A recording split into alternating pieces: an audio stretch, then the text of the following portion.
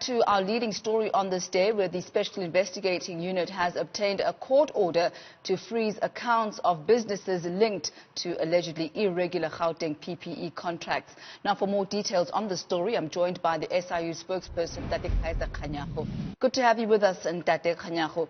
I guess a bit of progress that's being made there on the SIU front. If you could update us on who these companies are, or which of these companies we're talking about.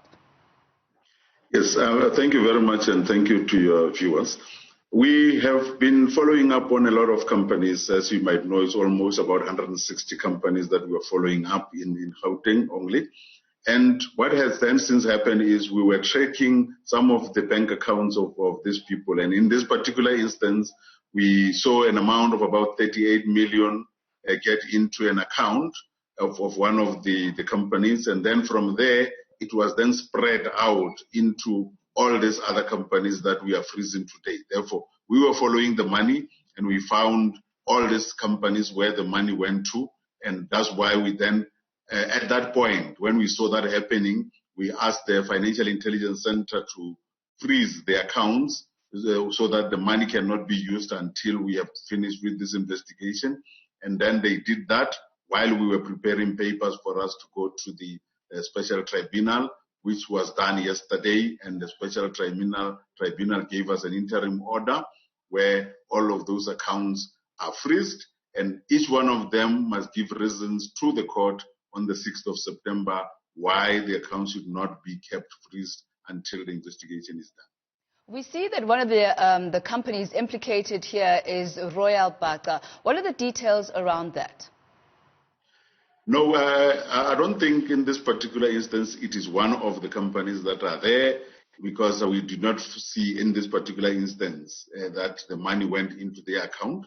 But they are involved in the investigation that we are doing, and they are part of those that we have opened criminal cases against in relation to this matter. We have issued, we have opened the cases on 3 of the companies, and that includes them.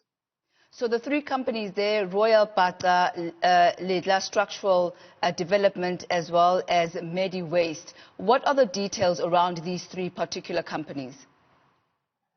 Now, for now, we have opened those cases against them, and that's where we leave it, because the police will then take it further in terms of investigating criminality, because that part is outside of our mandate. Our mandate is recovery.